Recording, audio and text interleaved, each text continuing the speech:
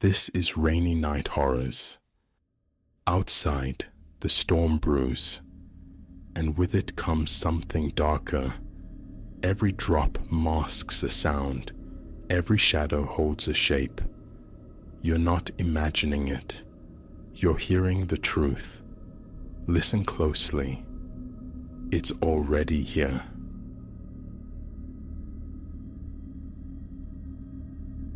Elias surrendered himself to the hotel's dubious embrace late that afternoon, the lobby air thick with the scent of undisturbed dust and time-yellowed upholstery. Behind the counter, a man whose face seemed etched with permanent indifference requested a name, dispensed a key, his eyes never quite lifting from the scarred wood surface. A prickle of disquiet traced Elias's spine, yet exhaustion from the long flight overruled it. Rumors he'd dismissed now felt less abstract, but the siren call of a bed and a scalding shower drowned them out. Those simple comforts were the immediate horizon. The ascent to the fourth floor unfolded in a shuddering metal box, the elevator cage rattling a mournful rhythm against its shaft as the overhead bulb flickered, casting erratic shadows. Elias pressed fingers to his temples, questioning the wisdom of this entire business venture. Stepping out, his shoes sank slightly into a threadbare runner carpeted with stains of indeterminate origin and age. The corridor stretched before him, bathed in a dim, sepia-toned light that swallowed details. His room door, number 412, appeared ancient, the brass knob mottled with verdigris, the lower panel scarred by countless impacts. The key resisted the lock, a brief metallic stubbornness, before yielding with a reluctant click.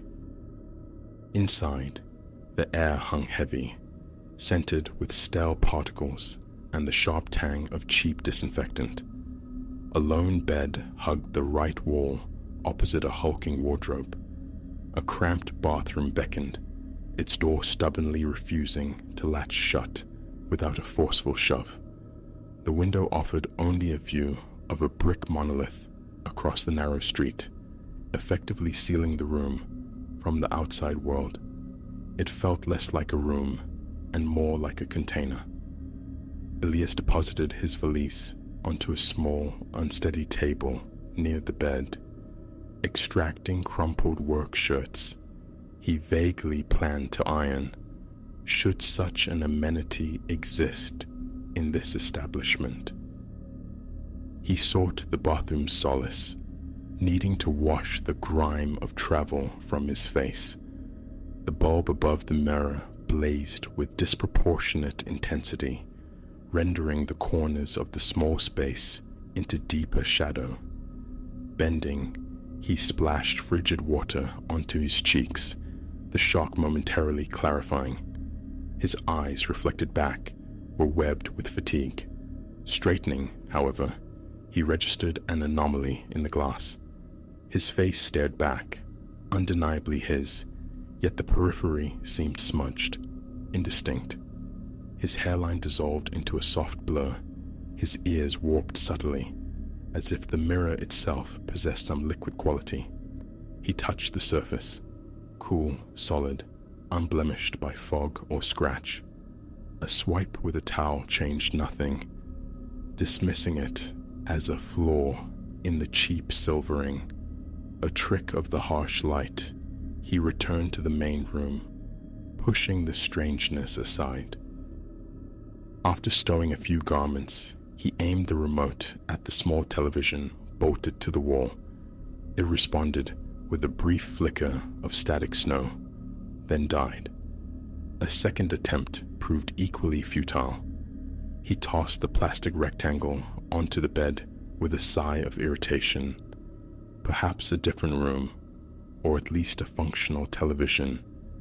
He resolved to inquire downstairs. Opening the door to the hallway, a sudden localized coldness washed over his bare arms, sharp as an intake of winter air, though no vent or draft offered explanation. He stepped out, ignoring the sensation, and walked towards the elevator. The lobby below was deserted, the front desk unmanned. An open doorway revealed a small, shadowed back office, equally empty. He tapped the counter, waited, the profound silence amplifying the hotel's inherent strangeness. Giving up after a few minutes of echoing quiet, he retreated to the elevator and ascended once more. He found the door to 412 slightly ajar. A certainty settled in his gut. He had closed it securely. Unease, cold and heavy, coiled within him. He pushed the door open cautiously, scanning the interior. Nothing appeared disturbed. His valise remained on the table, clothes undisturbed. But the bathroom door stood open, its harsh light spilling into the room. A light he distinctly remembered switching off. A clammy sweat broke out on his palms, yet he clung to the explanation of fatigue, of forgetfulness. He switched off the bathroom light, pulled the door shut with a definitive click, and double-locked the main door behind him. Night descended swiftly, swallowing the meager light filtering past the brick wall outside. He tried ordering room service, only to be told, curtly, that the kitchen was closed. It wasn't yet 8 o'clock. The line crackled with static before the connection abruptly severed. His stomach grumbled its protest, but the thought of venturing out again held no appeal.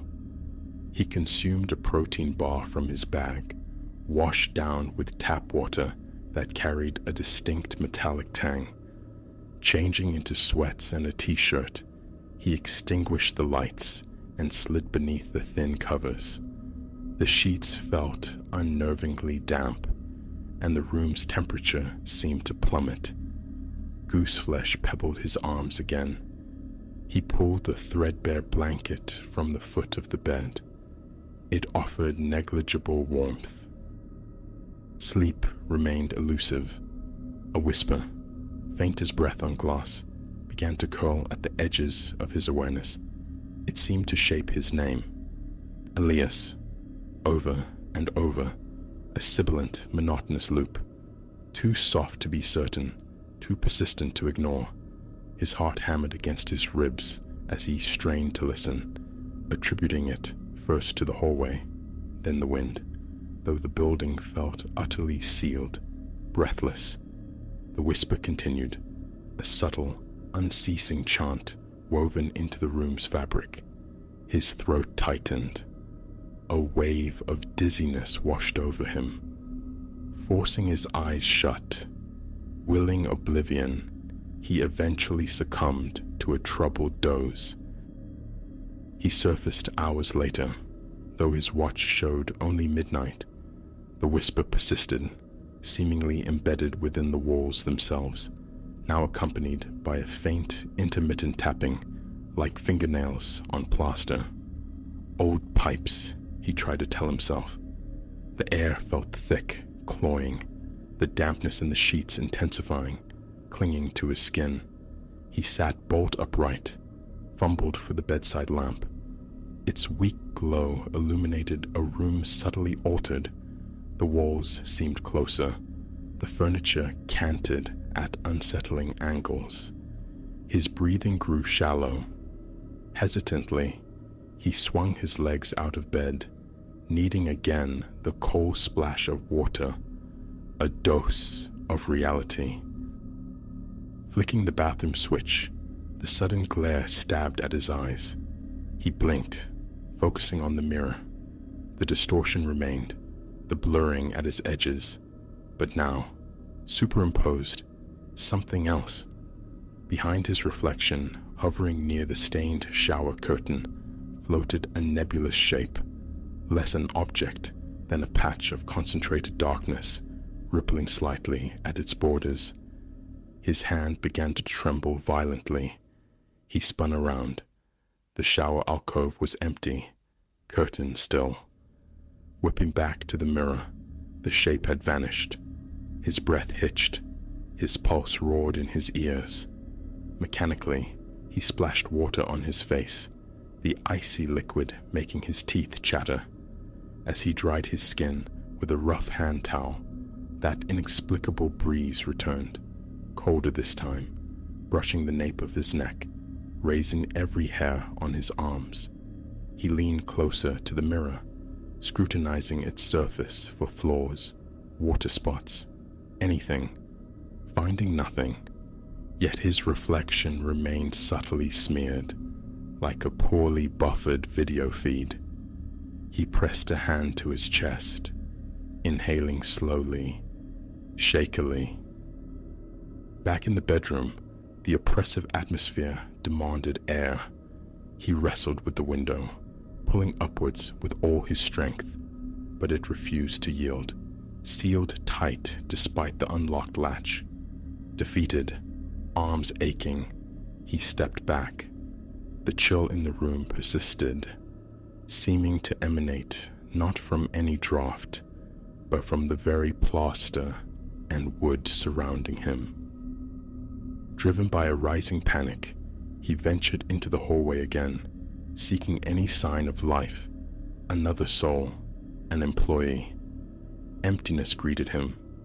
The elevator indicator showed it stalled on a higher floor. The stairwell, located behind a heavy fire door at the corridor's end, proved locked. A locked fire escape in a hotel. The absurdity fueled his fear. His heart hammered against his ribs. Retreating to his room felt like surrender, yet what choice remained? He lifted the receiver of the room phone. Dead silence. No dial tone. Nothing. His mobile phone displayed only no service. Frantic dialing yielded nothing but failed connections. He began to pace the confines of the small room, claustrophobia tightening its grip. The walls felt palpably closer. One last desperate try with the television remote. Still blackness. His watch ticked past 1 a.m. Retrieving a small flashlight from his valise, he switched off the overhead light, plunging the room into near darkness, save for the bedside lamp's weak circle. He approached the wardrobe, hoping for extra blankets, anything. Pulling open the creaking door revealed a single wire hanger and, tucked in the back corner, an old, dust-laden suitcase, clearly not his own. Faded initials were embossed on its side, illegible in the flashlight's beam. As he leaned closer, that surge of intense cold swept over his back again. He spun, flashlight cutting through the empty air. Skin prickling, he backed away, firmly closing the wardrobe door, resolving not to investigate further. The whisper returned, closer now, insistent, repeating his name in that flat, dispassionate tone. Elias, Elias. Resolve hardening, he flung open the room door, ready to flee. Consequences be damned. The hallway lights chose that moment to flicker violently, casting elongated, dancing shadows along the walls, shadows without discernible sources. He strode towards the elevator, jamming the call button repeatedly. The indicator remained stubbornly fixed above. The whispering intensified, building pressure behind his eardrums. Turning abruptly, he hurried back to his room, slamming the door shut, his entire frame shaking. A tremor ran through him, tightening his throat. He dragged the thin blanket and damp covers from the bed, wrapping them around himself. As he sank to the floor, back pressed against the cool wall. Logic warred with terror. Old wiring, settling foundations, pipes, suggestion. He recited rational explanations like a mantra. But the mirror, the shape, the cold, his stomach churned. He stared at the door, half expecting the knob to turn. Around 2 a.m., the overhead light gave a final sputtering flicker and extinguished, leaving only the bedside lamp and his flashlight beam against the encroaching dark. The whispering dissolved, replaced by a faint, dry scraping, like nails dragging across wood. He scrambled to his feet, sweeping the flashlight beam around. The wardrobe loomed, its door now slightly ajar. He could have sworn he'd closed it tightly. Heart pounding like a drum against his ribs, he crept closer, hand outstretched to push it shut. The wood groaned under his touch.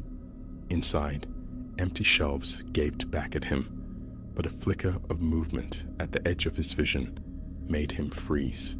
He stabbed the light into the deepest corners.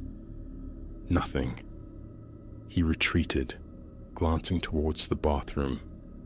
The door was open again. The light was on. He moved towards it, each step leaden, knees weak. A low, continuous hum emanated from within, a near subsonic whistle. Hand trembling on the knob, he peered inside. The mirror's surface was utterly black, reflecting nothing. Not his face, not the room, just a void. He reached out, touched the glass. It felt impossibly cold, colder than ice. Then, within the blackness, something slid across the space where his reflection should have been. A fluid, indistinct movement behind the void. His chest seized. Yanking his hand back, he slammed the bathroom door shut. The whisper surged, louder now, seeming to originate directly behind his left ear. Tears blurred his vision. Breath came in ragged gasps. Jacket snatched from the chair, car keys fumbled for in his valise. Escape was the only imperative.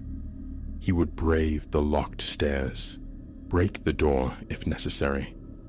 Back in the hall, he threw his weight against the stairwell door, pulling, rattling, until his shoulders screamed in protest. It remained immovable. He pounded on the heavy metal, shouting, hoping for any response. Silence answered, punctuated only by the flickering lights and the return of those sinuous, unattached shadows slithering along the far wall. He ran back to the elevator, hammering the call button in desperation. A groan echoed from the shaft, a grinding sound, and miraculously, the indicator light began to descend. A sliver of hope pierced his terror. When the doors shuddered open, the cab inside was dimly lit, smelling faintly of mildew. He lunged inside, jabbing the lobby button. The doors closed. The elevator lurched downwards, rattling violently, then jerked to a dead stop between floors. The lights died instantly, plunging him into absolute blackness. His flashlight nearly slipped from his grasp. He pounded on the doors, shouting, his voice cracking, hot tears finally breaking free. The whisper was inside the elevator with him, intimate, relentless. Elias. Elias. A wave of frigid air washed over his face. He gasped, fumbling blindly for the control panel, fingers slipping on the smooth buttons. Nothing responded. Then, after an eternity that lasted perhaps a minute, the elevator shuddered violently and resumed its movement, upwards. When it stopped again, the doors opened onto the familiar, dimly lit fourth-floor hallway. He stumbled out, numb, staring at his own room door, now standing wide open. The elevator hadn't descended. It had simply looped him back. His breath hitched in ragged sobs. He stabbed at the door hold button, but the door slid shut with mechanical indifference, the indicator showing the cab ascending once more. Stranded, defeated, He walked slowly back towards his room. Just before he reached it, the door swung silently shut on its own. His heart hammered, a frantic bird trapped in his chest. He placed his hand on the knob. It felt strangely warm, almost hot to the touch. Turning back was unthinkable. There was nowhere else to go. He twisted the knob. It yielded without resistance, clicking open softly. The room beyond was darker than before, the bedside lamp now extinguished. He stepped across the threshold, and the door clicked shut behind him. The whisper abruptly ceased, replaced by the faint, insidious scraping from within the wardrobe. He took hesitant steps towards the bed, flashlight beam trembling. The wardrobe door was closed again, yet he could see it vibrating faintly. He didn't know how many hours remained until dawn, his only hope. Survive the night, flee at first light. That became his mantra. He sat gingerly on the edge of the bed, clutching the flashlight like a talisman, teeth chattering uncontrollably as the icy air swirled around him. His gaze flicked nervously towards the closed bathroom door. Then, distinctly, he felt the mattress dip beside him, a palpable weight settling onto the other side of the bed. He leapt up, whirling, flashlight beam spearing the empty space. Nothing. Yet the indentation lingered for a heartbeat before the fabric slowly smoothed itself out. A profound, paralyzing numbness washed over him. He retreated to the far wall, standing rigid, flashlight fixed on the bed, waiting until the first, tentative gray fingers of dawn probed through the gap in the curtains, diluting the oppressive darkness. Movement became frantic. He threw his belongings into the valise, heedless of creases or order. The door opened easily this time. The hallway appeared mundane in the nascent light, the fixtures glowing steadily. He sprinted to the elevator, punched the button, relief flooding him as it arrived promptly. This time, the descent was swift, uninterrupted. The doors opened onto the lobby, revealing the same impassive clerk behind the desk, shuffling papers. Elias practically babbled his intention to check out. The man offered no comment, merely produced a bill. Elias paid without looking at it, then bolted through the front doors into the cool morning air, gasping it in like a drowning man. He didn't look back. Reaching his rental car, he drove, hands trembling on the wheel, eyes darting constantly to the rearview mirror. The planned business meeting evaporated from his mind, irrelevant.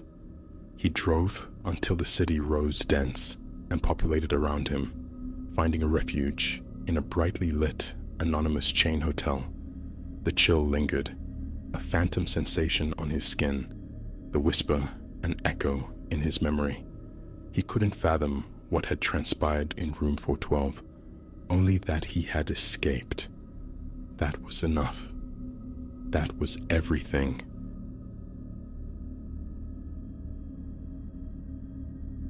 Solitude was the currency I dealt in, the quiet gold I mined from the open road in my rolling metal shell.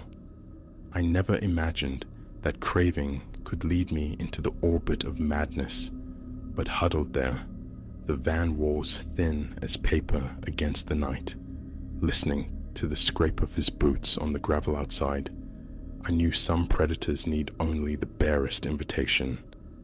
My name is Alara.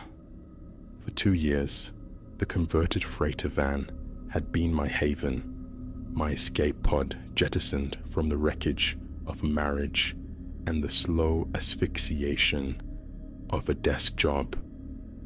Freedom, the earth beneath my wheels, the solace of being utterly alone. These were the elements of my new existence. That evening, found me tucked away in a forgotten fold of the Ozarks, a clearing beside a sliver of lake known perhaps only to the deer and the truly wayward.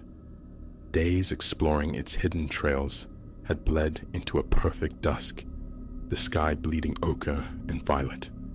I'd settled into my canvas chair, book open, wine breathing beside me, anticipating the stars' slow emergence. Then a mechanical cough tore through the vespers. Headlights, raw and intrusive, sliced the deepening blue between the pines as a dilapidated pickup clawed its way up the dirt track and shuddered to a halt. My quiet bubble burst. So much for sanctuary. A figure unfolded from the driver's side, stumbling, and a knot of disquiet tightened in my chest. Tall, skeletal, crowned with a thatch of wild hair. He looked eroded, weathered by something more than the elements. "Hello?" His voice rasped, swallowed by the space. "Anyone about? I could use some help." Prudence screamed silence, invisibility, but the ingrained courtesy, the what if, pushed me upright. "Over here," I called back. "Everything all right?" He pivoted, a flicker of relief animating his shadowed face. "Oh, thank heavens," he rasped, limping nearer. "Truck gave up the ghost miles back. Been hoofing it for ages. Any chance you've got a phone?" Closer now, I saw the youth beneath the grime, maybe early 30s. His clothes were rent, his gaze unnervingly intense. A tremor of unease skittered down my spine.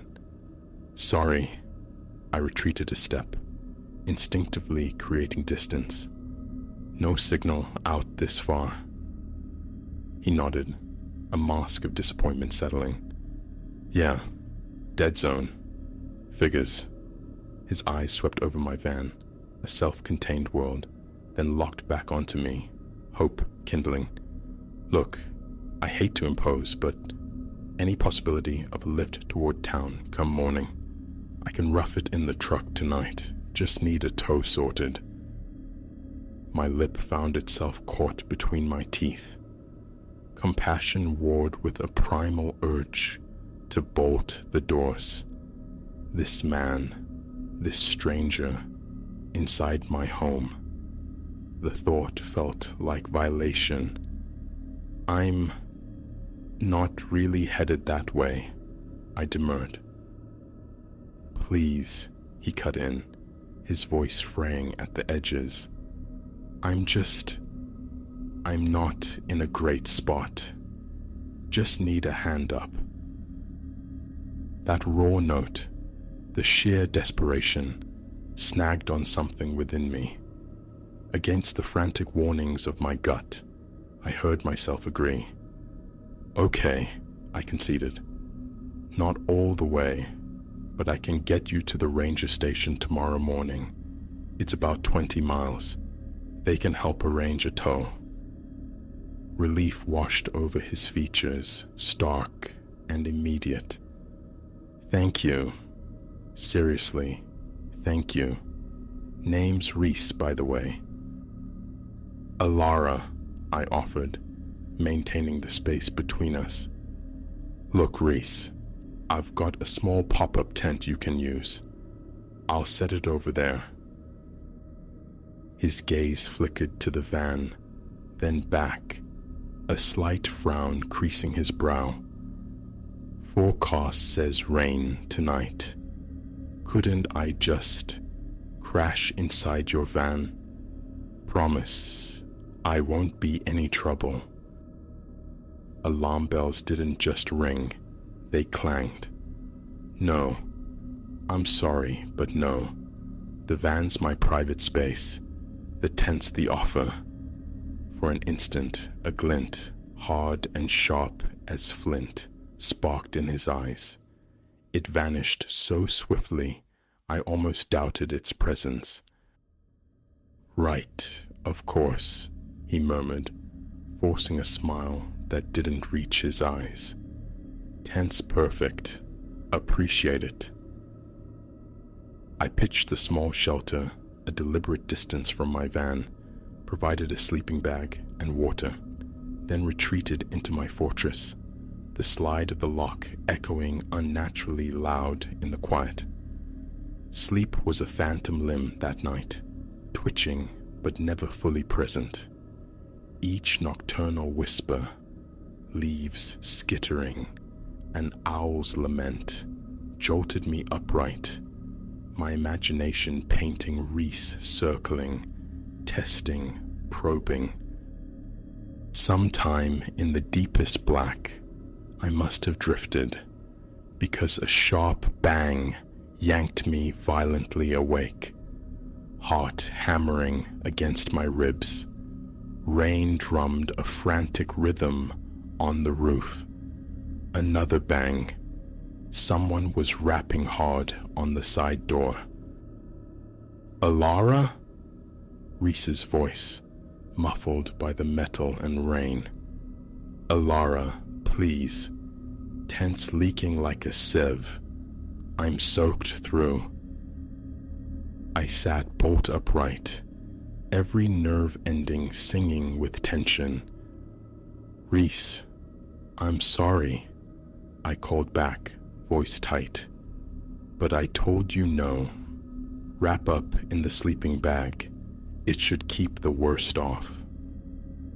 "Don't be like that," he wheedled, a new undertone emerging, something metallic beneath the plea. "Freezing out here. Just let me in for a bit, just to dry off." My hand scrabbled uselessly for my phone, the dead screen a mocking reminder of my isolation. "I can't, Reese," I repeated, striving for firmness. "Go back to the tent." A pregnant silence hung in the rain-lashed dark, broken by a sound that turned my blood to ice, the distinct click of my door handle being tested. "Open the damn door, Alara!" The snarl ripped away the last shred of civility. "Don't make me break it!" Panic detonated within me. I scrambled forward, fingers trembling as they sought the ignition. "Get out! Now!" Just as the key slotted home, a sickening crack echoed through the van. He'd found something, a rock, a heavy branch, and was hammering it against the passenger window. The engine coughed, then roared, a defiant sound against the assault. Glass spiderwebbed, then imploded inward just as his hand snaked through the opening, grasping wildly for the lock. Reverse. The gears shrieked in protest, but I slammed the accelerator. His enraged shouts pursued me as I careened backward down the narrow, muddy track, rain blinding the windshield. I didn't dare slow until the blessed relief of paved highway unfolded beneath my tires, my heart threatening to batter its way out of my chest. Miles melted into hours. Only when the sun climbed high, glaring off the chrome of semis at a bustling interstate rest stop 2 states away, did the dam finally break. The terror, the adrenaline, the violation. It poured out in ragged, uncontrollable sobs. Later, calmer, I filed a report with indifferent officers. They took notes, promised diligence, but the likelihood of finding Reese felt infinitesimal. In the days that followed, the van, my cherished sanctuary, felt tainted, vulnerable. Every creak in the night was his footstep. Every passing stranger wore his eyes. The thought of abandoning this life, retreating to the perceived safety of mortar and deadbolts, was a constant temptation. Yet, the idea of letting fear dictate my choices, of surrendering the very freedom I'd sacrificed so much to attain, felt like a deeper defeat. So, I fortified. Better locks, an alarm system that shrieked betrayal, self-defense classes, pepper spray nestled reassuringly in my pocket. I sought out the digital campfires of other solo women travelers, sharing warnings, bolstering courage. Slowly, painstakingly, I began to reclaim my space, my peace. The road still beckoned, and eventually, I answered its call. But the Ozark night remained etched within me, a stark lesson learned. Now, selecting a place to rest involves a keener calculus. Instincts, once politely ignored, are now my primary navigators. If a place or a person emanates the wrong frequency, I move on without hesitation. Kindness to strangers persists, but the naivete is gone, burned away by the glare of potential menace. Van life remains my chosen pilgrimage, but I tread with eyes wide open, understanding that genuine freedom isn't the absence of fear, but the stride taken despite it. As I write this, parked beside a different lake, mountains standing sentinel against another painted sunset, the fear is a quiet hum, not a roar. Tomorrow holds new horizons, new miles. I carry the strength forged in terror, the wisdom bought at a high price. The road ahead remains uncertain, potentially perilous, but I face it. Because the ultimate security isn't found in steel locks or alarms, but in the unwavering courage to trust oneself and the fierce refusal to let fear hijack the journey.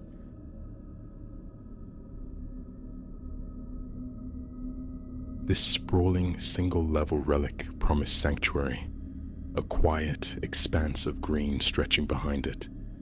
That illusion shattered precisely 1 week post-arrival, fractured by the first alien cadence from the backyard. Darkness had fully draped the evening, nudging midnight. I was adrift in a sea of cardboard ruins in the living room when the sound pierced the quiet, the distinct, percussive thunk of steel biting into earth. Not a rustle, no mere scrape, but a solid, resonant impact. I froze, mid-unpack, breath caught, ears straining. An interloper. Here? The house, though steeped in age, resided in a neighborhood that hadn't whispered of intrusion until this very moment. And just like that, the tenor of my nights shifted irrevocably. Rooted to the spot, I stared at the opaque window pane, the frantic pulse in my ears, drowning the house's quiet sighs. Again, the sound came, insistent, rhythmic, the signature of determined digging. Drawn by an unwilling gravity, I moved towards the window, peeling back the heavy curtain. The backyard lay submerged in shadow, the feeble security lamp near the garage casting a pathetic puddle of light that barely kissed the nearest patch of grass. Nothing visible stirred, yet the digging persisted, a knot tightening low in my belly. With trembling fingers, I nudged the window open a fraction. Cool night air, smelling faintly of damp soil, ghosted across my skin. The sound, raw and immediate now, left no room for doubt. Metal, meeting earth, repeatedly. My hand closed around the cold cylinder of a flashlight. Feet hastily jammed into shoes, I twisted the lock on the back door, easing it open with painstaking slowness, praying for silence. The instant the latch clicked free, the digging ceased. Abruptly, utterly.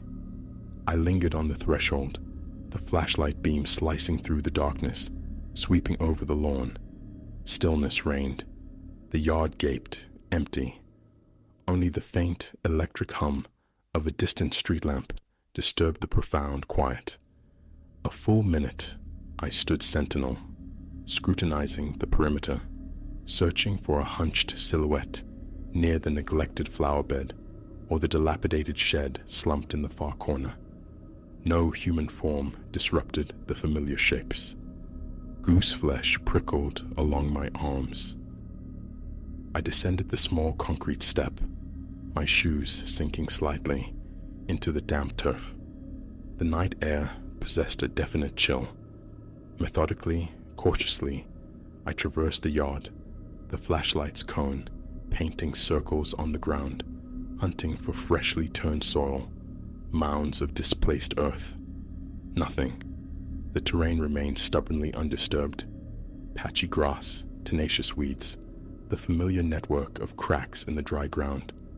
A profound unease settled over me, though I rationalized.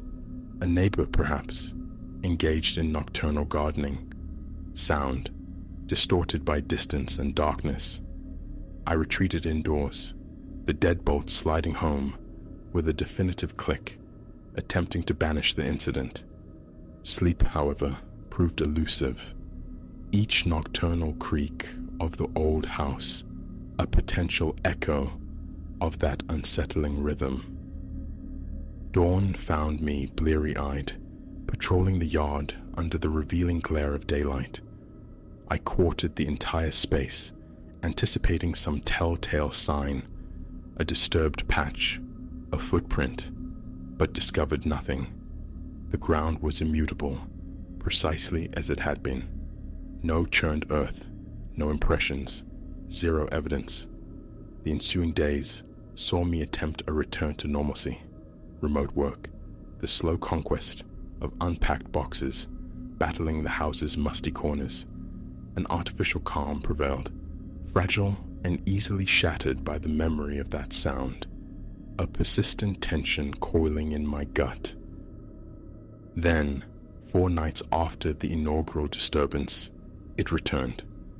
This time, I was in the bedroom, folding a laundry onto the bed, when the identical metallic percussion echoed from beyond the window, closer to 11 this time. My chest constricted. Setting aside the shirt, I rose and stationed myself near the window. The cadence was steady. 3, maybe 4 impacts, a brief pause, then the cycle renewed. I drew the curtain aside. The darkness remained impenetrable. My phone's flashlight flared to life, but hesitation warred with urgency. I decided to confront it again. The moment my fingers closed around the back doorknob, silence slammed down once more. I stepped onto the stoop. Stillness, absolute. My phone, clutched tight, vibrated faintly with my own tremor. I aimed the beam into every shadowed recess, empty, devoid of movement, human or animal. I paced the perimeter again, directing the light towards the fence line. The adjacent property lay dormant, save for the low thrum of their air conditioner. My pulse hammered against my temples. Who is out there? The silent question screamed in my mind. Why do you stop the instant I appear? It defied logic. Kneeling, I pressed my palm flat against the ground. It felt cool, slightly dewy, but bore no trace of recent excavation. I inhaled deeply. No scent of freshly disturbed soil hung in the air. One final sweeping glance confirmed the yard's utter vacancy. Back inside, the door was secured, the windows meticulously checked. The following nights, I adopted stealth. Lights extinguished, I positioned myself near the window, shrouded in darkness, waiting. Silence was my ally, my hope to witness the source before my presence betrayed me. Coffee became my nocturnal companion. Midnight bled into 1 a.m. Stiff and yawning, I rose to stretch around 2, and precisely then, it began anew. that rhythmic clang of metal on resistant earth. Heart leaping, I surged towards the window, moving with deliberate quiet. Through the glass, I strained to perceive motion, but the gloom was too profound. The security light's reach frustratingly limited. The digging seemed localized, further left this time, near the fence. Eyes narrowed. Adjusting to the low light, I leaned closer, pressing my forehead against the cool pane. Only the faint geometry of the fence and the vague texture of the lawn met my gaze. Yet, the sound persisted, methodical and unhurried, for perhaps half a minute. Then it simply stopped, of its own accord. I remained frozen, holding my breath, anticipating its resumption. Silence held. Night after night, the bizarre ritual unfolded. The digging commenced only when I was indoors, oblivious or occupied. The slightest indication of my approach, a step towards the door, the creak of a floorboard, instantly curtailed it. Madness clawed at the edges of my reason. Daylight searches became forensic, futile exercises. I raked sections of topsoil. I dug exploratory pits, unearthing only compacted earth, ancient roots, and stubborn stones. No sign of recent disturbance. The tall backyard fence offered no obvious point of ingress. The gate remained securely latched. Could it be an auditory illusion, an echo carried from afar? Yet the sound always felt undeniably here, in my own yard. Tentative inquiries with neighbors yielded only bewildered denials and pitying glances. A motion-activated floodlight seemed the logical next step. I mounted it near the back fence, angled towards the yard center. Testing it at twilight confirmed its wide, bright coverage. Surely, this would expose the phantom digger. A fragile sense of security lasted 2 nights. Then, around 11:30, the familiar cadence returned. I waited, breath held, eyes fixed on the dark yard, anticipating the sudden flare of the floodlight. It never came. The digging continued its steady rhythm for a minute or so. Creeping towards the back door, I fumbled the handle. The hinges emitted a betraying squeal. Instantly, silence. Peering out, the yard remained shrouded in darkness. The floodlight was inert, its sensor untripped. Sweat beaded on my forehead, my stomach a Gordian knot. I walked directly beneath the new light, scrutinizing the ground. Undisturbed, I examined the sensor. Powered, functional. Pacing back and forth, triggered the light immediately. Ergo, nothing substantial had moved within its range during the digging. The impossibility of it gnawed at me. A blind spot? A sensor malfunction perfectly synchronized with the sound. It was nonsensical. Defeated and sleep-deprived, I resolved to mount a vigil on the porch itself. Armed with a thermos of black coffee and a folding chair, I settled near the back door, plunging the house into darkness to blend with the shadows. Midnight arrived, heralded only by the chirping chorus of crickets. Time warped, stretching thin. Sips of coffee punctuated the silence. My eyelids grew heavy. My neck protested. Sporadic stretches broke the monotony. My phone screen glowed. 2:47 a.m. Drowsiness threatened to claim me when the realization struck. The night had remained utterly silent. No digging, no metallic impacts, nothing. I forced wakefulness until the first tentative rays of dawn painted the sky gray. Drained and profoundly frustrated, I conceded defeat. For several days, I actively suppressed thoughts of the digging, seeking refuge in routine and blessed, uninterrupted sleep. Then, inevitably, it resumed. Just past midnight, Exhaustion pinned me to the bed. I lay rigid, staring at the ceiling's geography of shadows, the thud of my own heart, a counterpoint to the clear, sharp strikes from outside. Metal on dirt. After several impacts, a surge of defiant energy propelled me upright. I moved swiftly to the window, determined this time to see something. The instant my fingers brushed the curtain fabric, silence. A cold prickle traced my spine. Anger, hot and sharp, flared within me. It felt deliberate, calculated, a game played by an unseen tormentor. Yet every confrontation, every approach, yielded only stillness. One night, phone camera poised, I attempted capture. The plan, record the sound. Before, it ceased. Around 11, the familiar rhythm began. Record button pressed. I crept towards the window, phone held aloft, like a talisman. The second I neared the glass, the sound vanished. The recording captured only the soft sibilance of my own breathing. Subsequent attempts to record remotely, leaving the device active while I was elsewhere, failed. The sound seemed perversely sentient, manifesting only for my ears, terminating upon my slightest investigative impulse. Self-doubt began its insidious work. Was I misinterpreting? I explored the basement's damp corners, the attic's dusty recesses, the backyard shed. I traced the path of aged plumbing, seeking any mechanical culprit. The house's infrastructure groaned and settled, but produced nothing resembling that specific, percussive impact. Every logical path led back outside. An animal?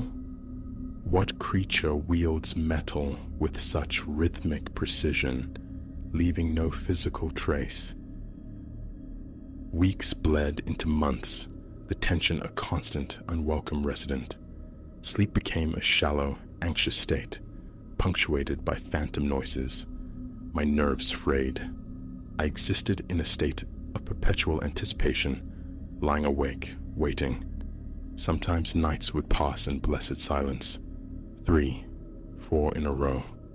Then, inevitably, it would return, the unmistakable signature of a shovel striking earth, seemingly from the same general area, always late, always ceasing the moment I acknowledged it. Daytime found me jittery, over-caffeinated. Colleagues noted the strain in my voice during virtual meetings. Explanations felt futile, inviting disbelief. The few I confided in offered predictable theories, echoes, house sounds, overwrought imagination.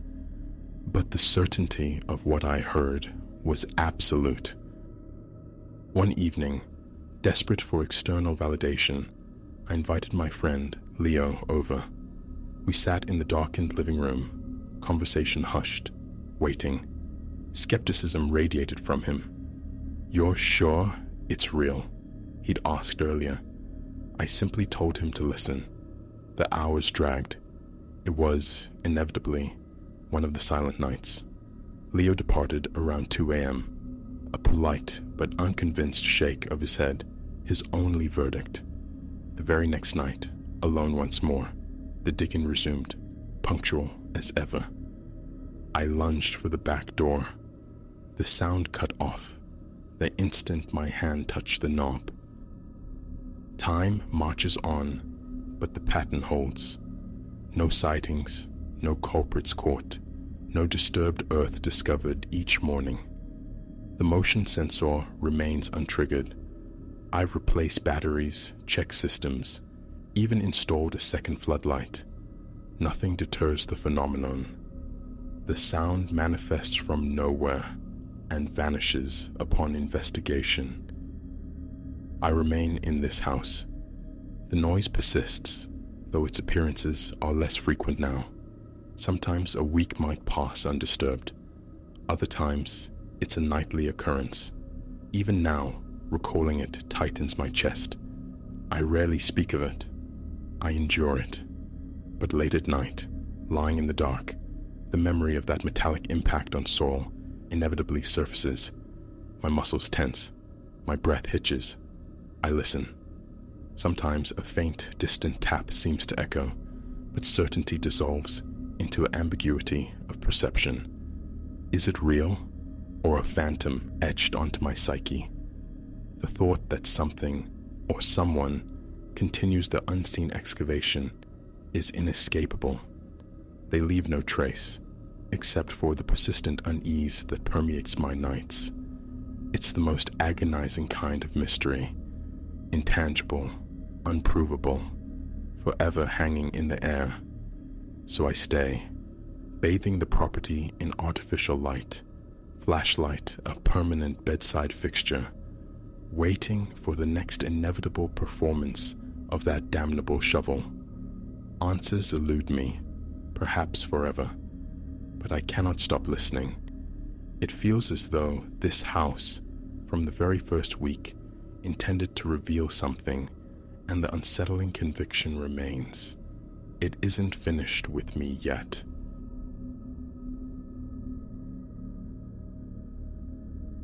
Those twin beams burned into my rearview mirror. Once, twice, and I thought nothing. The third time, that's when the ice truly formed, not on the road, but deep within my gut. Predation. On this desolate stretch of blacktop, a ribbon unfurling through an ocean of frozen white. Something was hunting. My name's Arlo. For 2 decades, I've wrestled these metal behemoths across the continent, hauling freight through sun and storm. I've witnessed oddities bloom on lonely roadsides, sights that defy easy explanation, but nothing had ever primed me for the encounter waiting on Highway 16 that night. It began as just another marathon haul, ferrying electronics from the damp embrace of Seattle towards the stark promise of Anchorage, a familiar beast of a route etched into my muscle memory. The forecast had spat warnings of a blizzard rolling in, a real teeth gnasher, but hubris whispered I could punch through the darkness before the worst of it clamped down. Dusk bled purple across the jagged peaks as the mercury plummeted. Snowflakes commenced their hesitant descent, tentative kisses on the windshield, then rapidly coalesced into a driving, hypnotic curtain. My wipers strained, smearing arcs across the glass, battling a relentless foe. The highway stretched ahead, utterly deserted. Everyone else possessed the wisdom to seek shelter, to wait out the storm's fury. It was in this profound isolation that they first appeared. Headlights, stark white, blooming suddenly in the mirror, as if conjured from the swirling snow itself. Just another late runner, I initially reasoned, some other soul chasing time against the encroaching squall. Yet, as the minutes bled sluggishly into one another, a low thrum of unease began beneath the engine's familiar growl. The rig behind me, it held its distance, perfectly, uncannily. No impatience, no attempt to overtake even when the asphalt broadened into inviting lanes. Just there. Every nervous glance into the side mirror confirmed it. Twin unwavering eyes boring into my tailgate. A chill, far deeper than the biting wind infiltrating the cab, snaked down my spine. Road fatigue, I tried to tell myself. The phantom touch of too many hours, too much caffeine. But the insistent feeling of wrongness persisted, a sour taste fouling the stale air. Time for a test. On a long straight stretch, visibility momentarily clearer, I eased back on the throttle, letting my speed deliberately bleed off. The headlights behind dimmed fractionally, mirroring my deceleration, maintaining that precise, unnerving interval. My pulse kicked, a frantic drum against my ribs. This wasn't normal. "All right, you bastard," I breathed, the words forming ghosts of condensation in the frigid air. "Let's see your play." My boot pressed down, urging the engine harder, pushing the 18-wheeler faster than the slick asphalt truly warranted. The pursuing truck matched my surge instantly, flawlessly. Those lights flared in my mirrors, burning like malevolent stars. Panic began its insidious crawl up my throat. Who was this driver? What conceivable game were they playing? Visions flashed. Hijackers lying in wait. Some adrenaline junkie lunatic playing chicken with 70,000 pounds of steel and cargo. My hand shot instinctively towards the CB radio, flicking the switch, seeking connection. A voice in the void. Nothing. Only a blizzard of static crackled back, the storm's atmospheric rage swallowing the airwaves whole. I was utterly, terrifyingly alone. The snow fell thicker still, degrading into a suffocating whiteout, erasing the world beyond the frantic sweep of my wipers. Defining the road's edge became an act of faith, spotting a potential turnoff, a haven, an impossibility, trapped on this linear nightmare. All that remained was the desperate, primal urge to outrun, to outlast whatever stalked my tailgate. Hours seemed to stretch and warp, yet the dashboard clock stubbornly insisted barely 45 minutes had elapsed since those infernal lights first materialized. My knuckles shone bone white, clenched around the wheel. My eyes darted in a frantic rhythm. Road ahead, mirror, road, mirror. Then, without preamble, without warning, it surged forward. The roar of its unseen engine momentarily drowned out the laboring diesel of my own rig. It drew level. Through the frantic swirl of snowflakes, I glimpsed its form, an older model tractor, its paint a spectral, grimy gray under the storm's pallid illumination. But the cab was empty, stark, naked, empty. I blinked hard, vision swimming, certain fatigue was conjuring phantoms.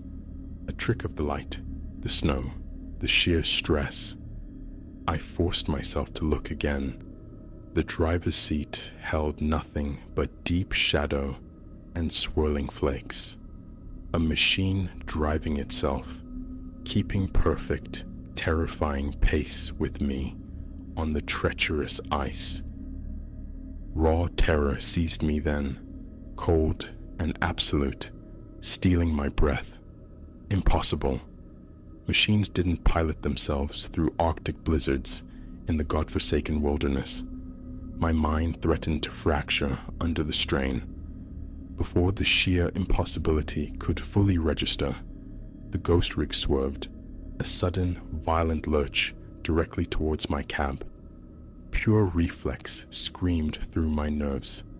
I wrenched the wheel hard left, tires screaming protest on the ice, the massive trailer behind me fishtailing wildly.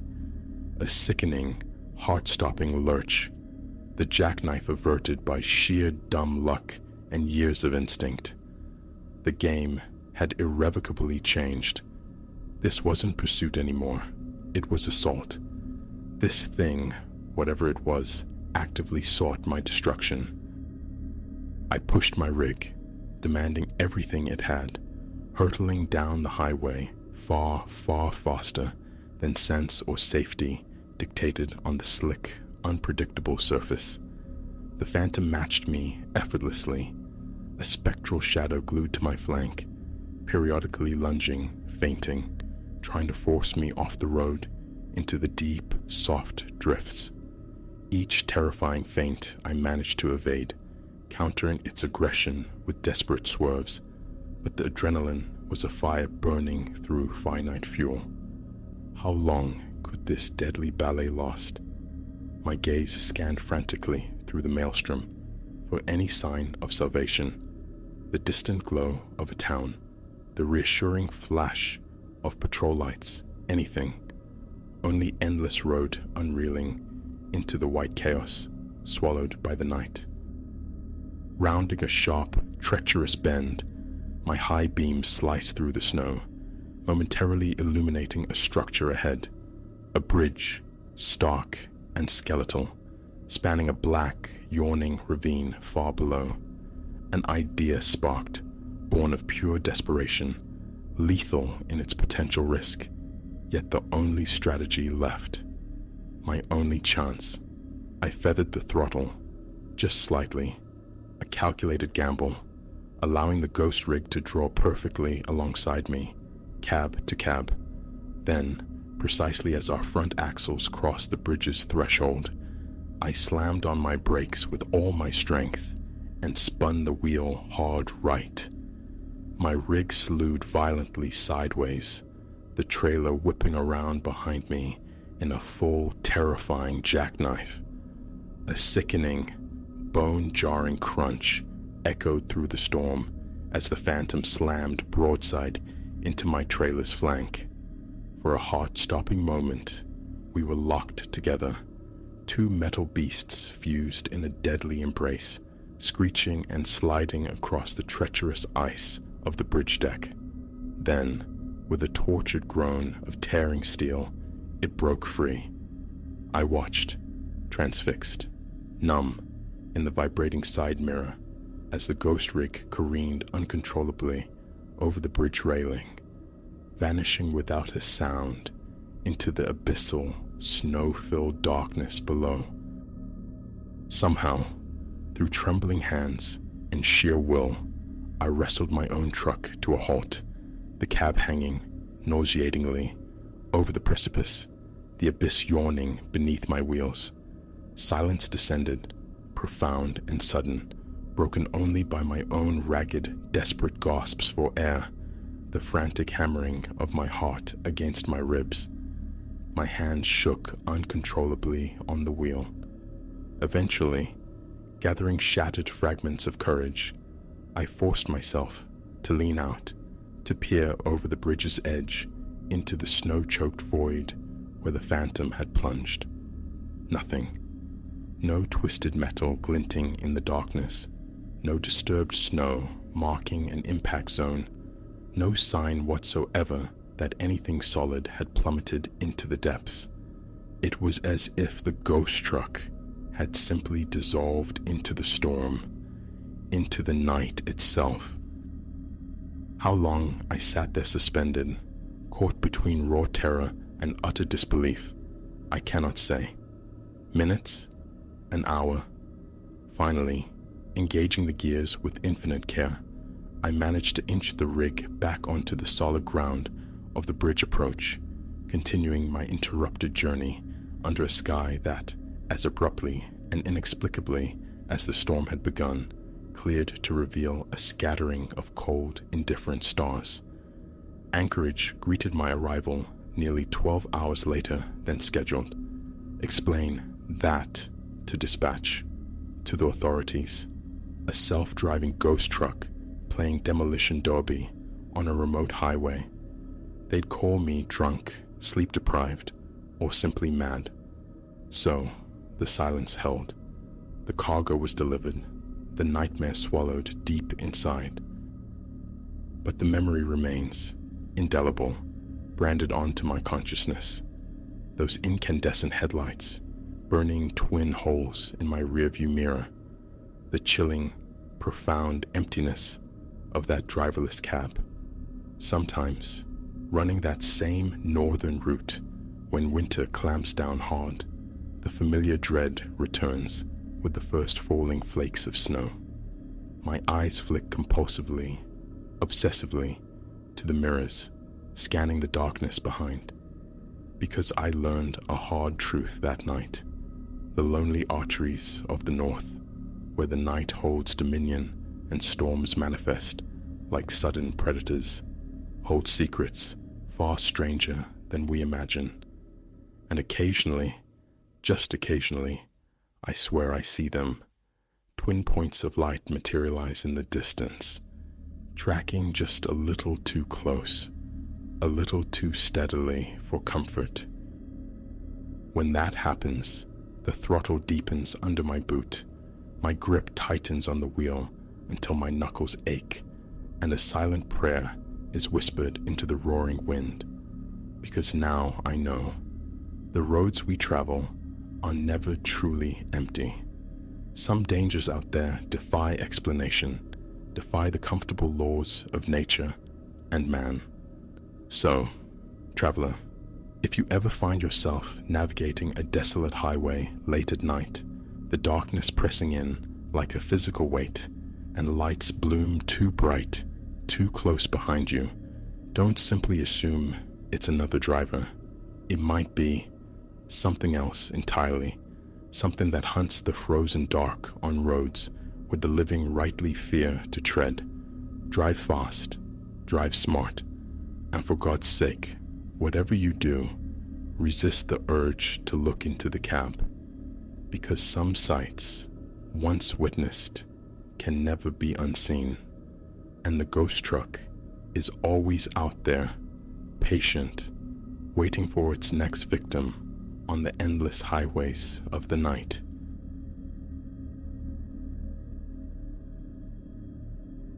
It was some 8 months past that I secured the position, night custodian of the city's art museum, a means to bolster meager funds while leaving daylight hours unfettered. The sepulchral tranquility appealed. Traversing those hushed corridors offered a peculiar solace. Our gravest concerns typically involved erratic alarms or a misplaced key to some forgotten supply room. Nothing aberrant, nothing to stir the unease lurking beneath the surface of solitude. Until a month ago, it commenced with a single canvas, an image now seared into my thoughts, twisting my insides whenever recollection surfaces. I'm not prone to flights of fancy, nor do I startle at phantoms in the periphery. My disposition is grounded, yet what transpired sent prickles across my scalp and drove my heart into a frantic rhythm against my ribs. Allow me to delineate the genesis. I was performing my customary circuit. The principal gallery resides on the second floor, a labyrinth of smaller chambers linked by echoing passages. One such chamber houses 4 portraits, one per wall, all born from the same brush.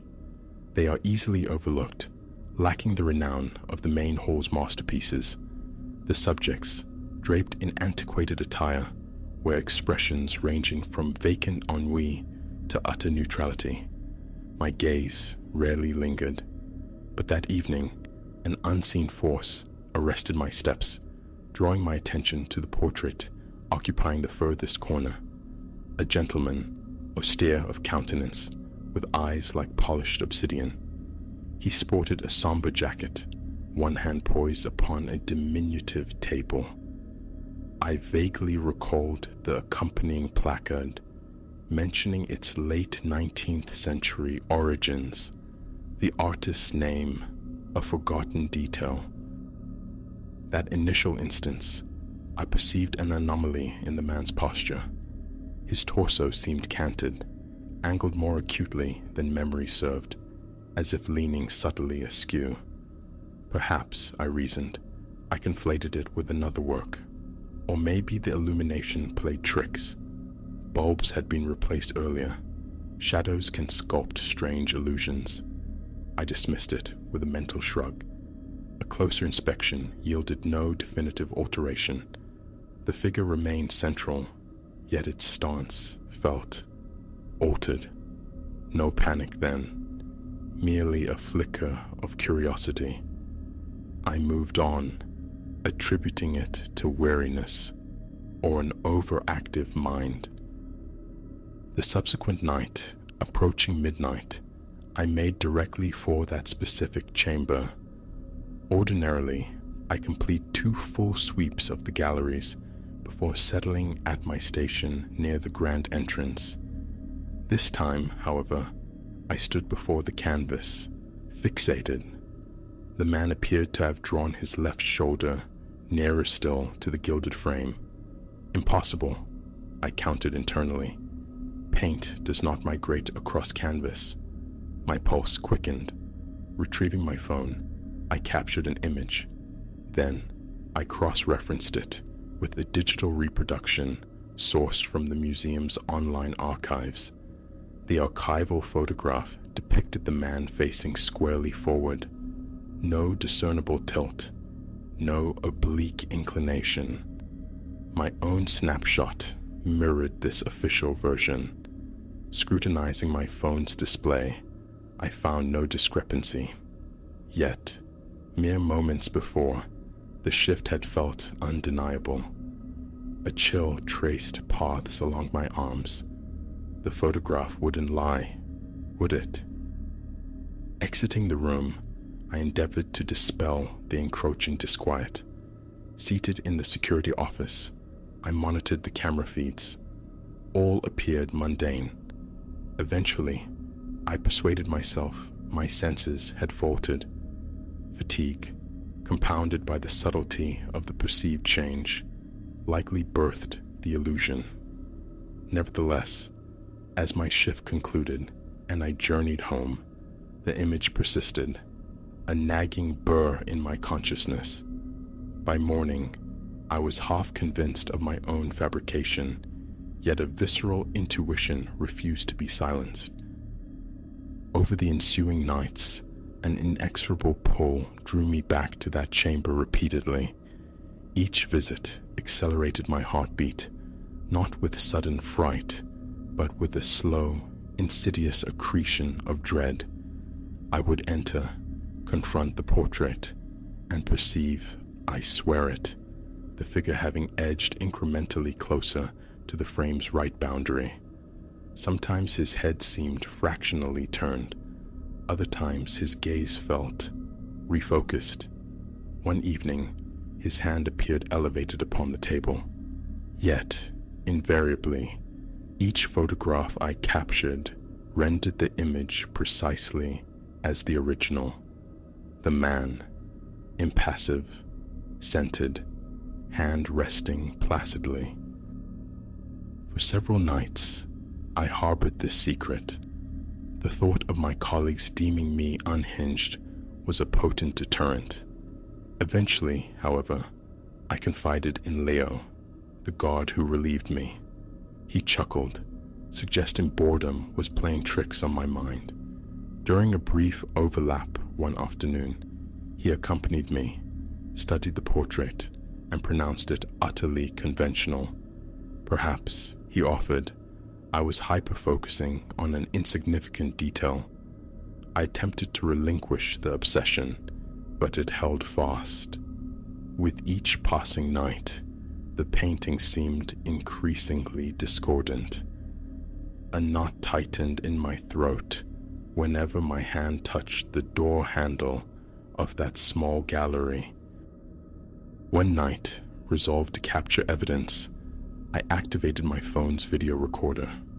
Propping it on a small pedestal in the corner, I let it film for 10 minutes. Arms folded, I stood sentinel, eyes locked on the canvas.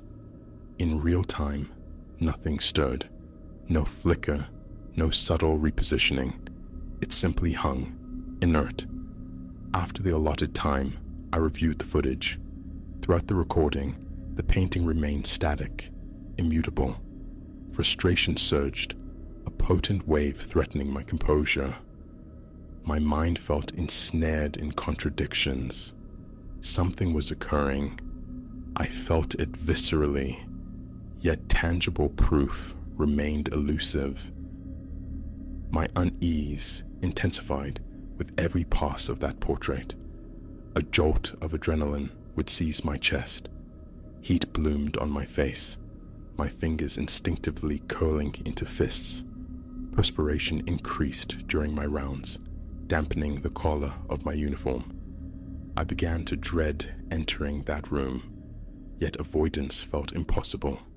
It became a compulsion to confirm the phenomenon or confront my own potential descent into delusion. My stomach churned with apprehension each time I rounded the corner leading to the portrait. After roughly 2 weeks of this torment, the figure in the painting seemed poised, almost at the very precipice of the frame. The man's shoulder brushed the right border. The table sat at a pronounced angle, his hand hovering near the wooden edge. Desperate, I pursued a different course. I petitioned Miss Albright, the museum's curator, to examine the painting during daytime hours. Preoccupied, she eventually acquiesced, meeting me in the contested room. I observed as she studied the portrait, glanced at the placard, then back at the canvas. Everything appeared normal, she declared. I indicated the pronounced slant of the man's torso. She merely shrugged, asserting that was its inherent composition. I pressed further, inquiring about older photographs. She led me to the archivist's domain, where dusty catalogs yielded an image from 3 decades prior. It mirrored the online version. The man centered, subtly turned, yet lacking the extremity I perceived nightly. Ms. Albright, however, insisted it was identical to the present state. Staring at the monochrome print, the fine hairs on my nape prickled. I knew it differed from what I witnessed in the nocturnal solitude, yet she perceived no variance. That night, my nerves were stretched tauter than ever.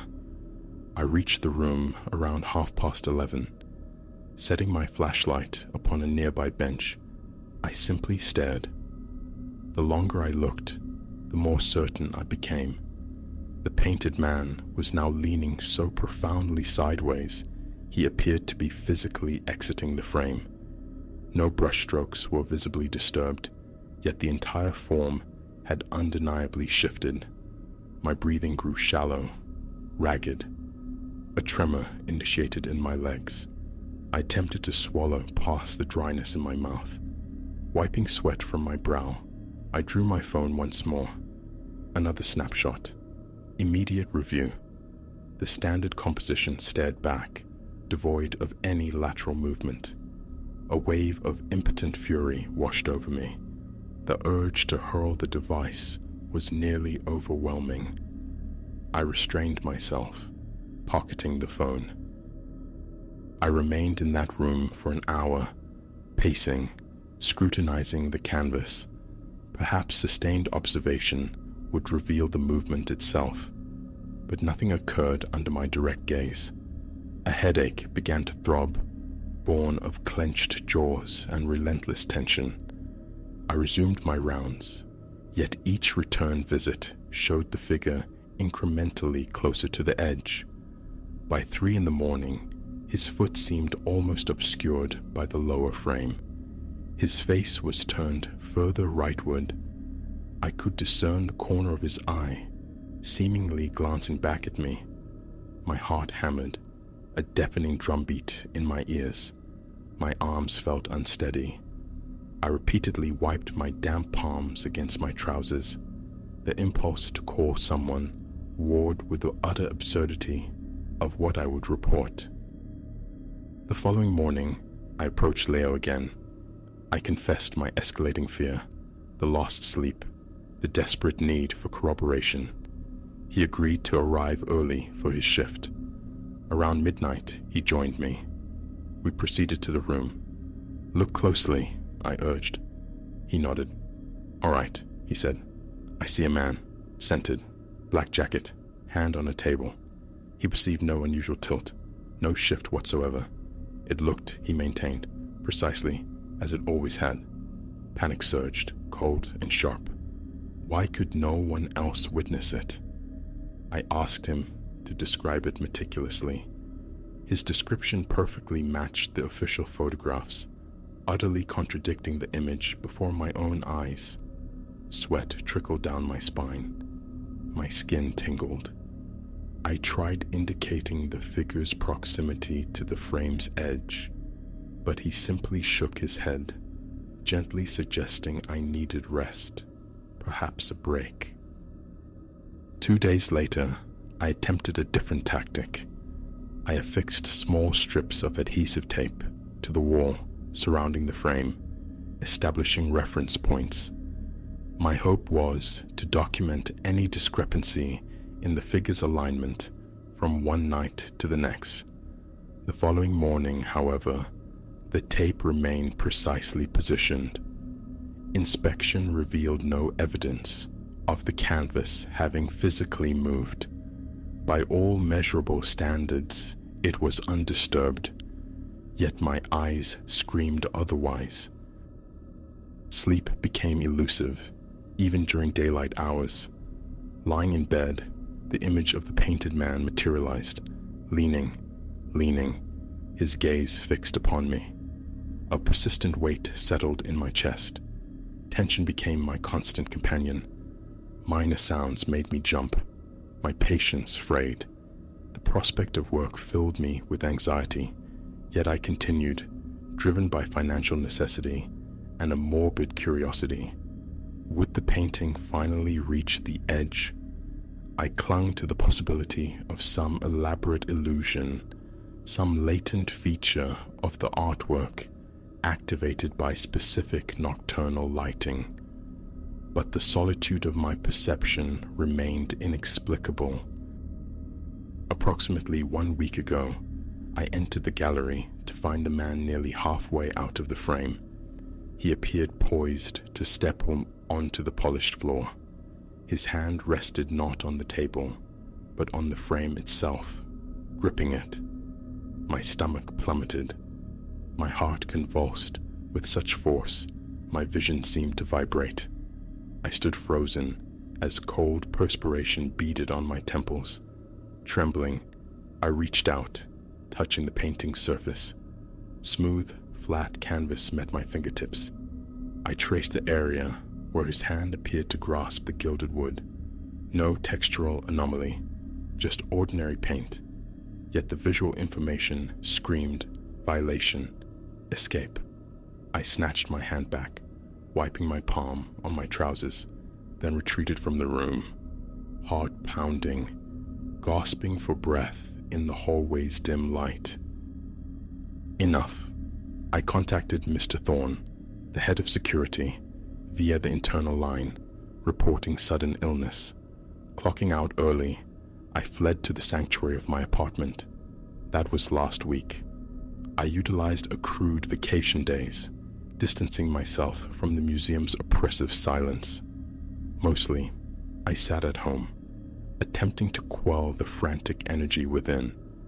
A visit to my physician confirmed physical well-being, aside from elevated blood pressure, attributed plausibly to stress.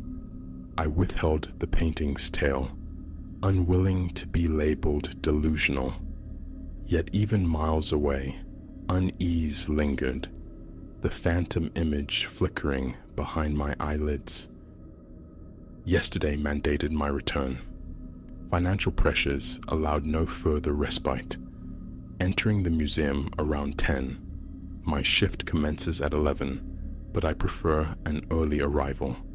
The familiar ambiance felt charged, alien. I proceeded directly to the gallery. Stepping inside, my gaze locked onto the corner portrait. He was back, centered, facing forward, hand resting innocuously on the table. No lean, no partial escape. I stood immobile for a long minute, breath catching in my throat. A wave of profound relief washed over me, immediately followed by bewildering confusion. I touched the frame. Everything appeared utterly, disarmingly normal. Had it concluded?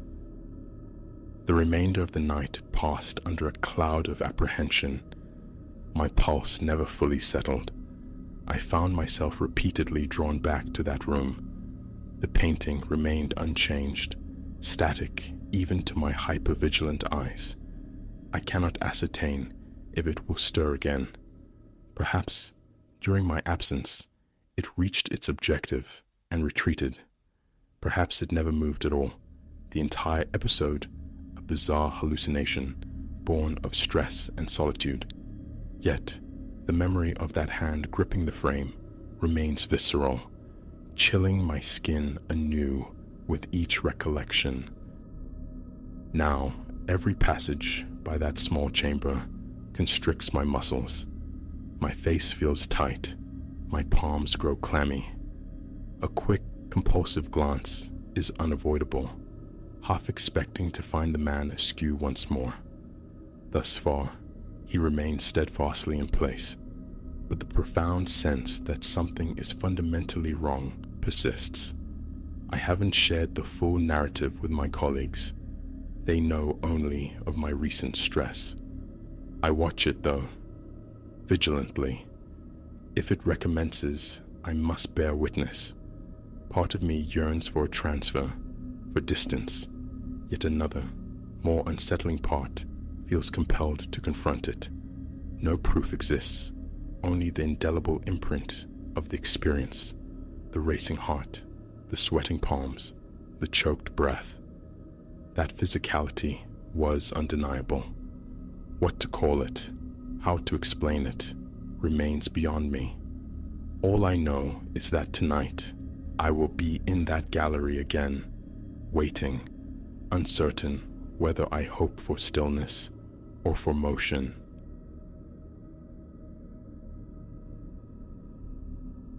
Precisely when the silence descended, thick and absolute, remains uncertain. Perhaps it began with the stuttering pulse of the ceiling lamp, each falter plunging the room into a momentary twilight that left Alara blinking. She stood rooted in her grandfather Silas's study, the frayed edge of an ancient rug snagging her ankle, the heirloom pocket watch a dense weight in her palm. It felt unnaturally cold, its chain inert, a dead metal serpent. 3 times she'd wrestled with its crown, attempting adjustment, but the hands remained fixed, an unyielding decree of 3 daksh, a mockery in brass and steel. She drew a breath, and the air met her lungs like dust, stale with the inertia of decades. Dark wood paneling seemed to lean inwards, compressing the stillness until it felt suffocating.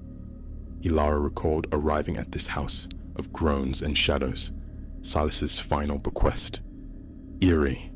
Yes, she'd always thought so, but never imagined this. Now, the watch radiating a chill against her skin, each inhalation felt shallower, harder won. Gooseflesh prickled along her arms, a cold tide rising up her neck. Turning the timepiece over revealed its intricate carapace, cryptic geometries etched into the gold, circles tangling with triangles, lines defying interpretation. Alara depressed the small stud at its apex. The cover resisted, then yielded with a faint click. Inside, the watch face gleamed, not with enamel, but with the odd luster of polished silver, a miniature, distorted mirror beneath the paralyzed hands. Her own warped reflection sent a tremor through her gut. Simultaneously, the ambient temperature plummeted. Her breath plumed, a fleeting ghost in the air. Then came the whisper, insubstantial as spider silk, sliding just beneath the threshold of hearing like a razor's edge. Her heart gave a frantic leap. A swift scan of the study, the hulking oak desk, drifts of sere papers, the spectral armchair, confirmed her solitude. Yet the sound lingered, a half-formed syllable, dark and impossibly distant, snagged in the room's shadowed corners.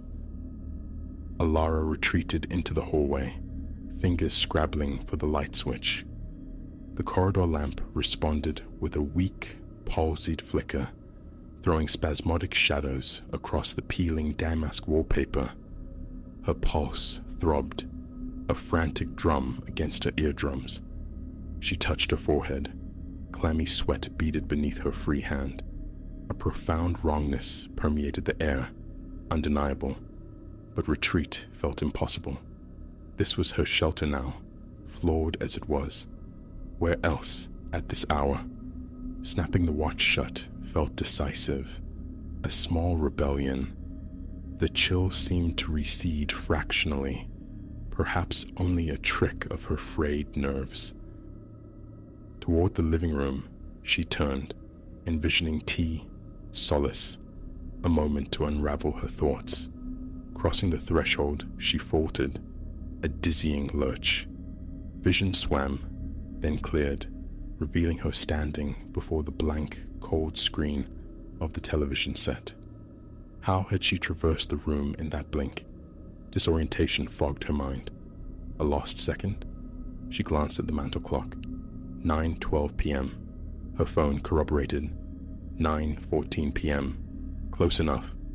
A sigh escaped her lips as she clutched the watch, still stubbornly declaring 3 Gus. Just a broken heirloom, she reasoned, forcing logic onto the rising tide of dread. Malfunctioning, nothing more. Why, then, did the fine hairs on her nape prickle with such certainty? Sinking onto the sofa, she commanded her lungs to work. Slow inhale, slow exhale. They obeyed reluctantly, feeling constricted. The silence deepened, stretching until the faint groan of floorboards overhead fractured it. Nobody resided upstairs. The attic held only dust-shrouded relics and forgotten boxes. Yet the footsteps persisted, soft, measured, deliberate. Her chest seized. Springing upright, the watch chain rattled against the coffee table as she set it down, a sudden resolve hardening within her. She would confront the emptiness, prove the sounds, illusions born of stress. The ascent was slow, her throat parched, each stair riser a deliberate effort. At the landing's end loomed the attic door. Her hand, trembling, closed on the knob. It felt like touching frost. She pushed inwards, squinting against the gloom. Motes danced in the weak shaft of light spilling from the hallway. Reaching up, she tugged the chain of the naked bulb dangling from a rafter. It flickered, threatened, but held. Boxes towered like forgotten monuments. Trunks guarded their secrets. Old lamps stood sentinel beside Silas's archaic tools, all draped in dust and silence. Empty, of course. She strained her ears. Only the frantic thrumming in her own chest answered. The air hung thick with the scent of mildew and aged varnish. Turning to descend, a glint of dark leather caught her eye, partially obscured by a wooden crate. She retrieved it. A small, bound notebook. Its cover bore the identical symbol etched onto the watch casing. Flipping through the brittle pages revealed Silas's meticulous script. Phrases leapt out, stark against the yellowed paper. Stolen time, cycles, trapped in 3, watch demands. A cold fist clenched around her heart. She snapped the notebook shut. The overhead bulb sputtered violently. Vertigo washed over her, the world tilting precariously. The light flared, painfully bright, then plunged into near darkness before stabilizing. Alara stumbled, bracing herself against a trunk. When she regained her footing and pulled open the attic door, the hallway below seemed swallowed by a deeper shade of night. Her phone displayed 10:25 p.m. It felt impossible. She'd spent mere minutes, surely. Had nearly an hour simply evaporated. Downstairs, the watch waited where she'd left it. But something had altered within her. Her arms tingled with a peculiar numbness, the sensation of limbs waking from sleep. Rolling up her sleeves revealed faint markings on her skin, shallow, geometric lines mirroring the watch's cryptic designs. They caused no pain, drew no blood. They were simply there. Panic, sharp and acrid, clawed at her stomach. Frantic rubbing did nothing. The lines remained, indelible. She fled to the bathroom, flicked the switch. The light hummed, then steadied. Her reflection stared back, pallid and wide-eyed. Cold water splashed against her face, did little to dispel the encroaching dread. It was then she saw it. The pattern on her right forearm had elaborated, a delicate wheel shape near the elbow, newly inscribed. Touching it yielded no sensation, only the chilling reality of its presence. A whisper called out from the hallway, a single, sibilant breath. She bolted, leaving damp footprints on the floorboards. The watch on the coffee table seemed to possess a new gravity, absorbing her fear. An attempt to call for help proved futile. Her phone's battery, inexplicably depleted, refused to connect. Beyond the windows, wind howled a mournful dirge, rattling the panes, but the curtains admitted no light, only an oppressive, moonless void. The next hour, or what felt like an hour, became a blur of fractured moments.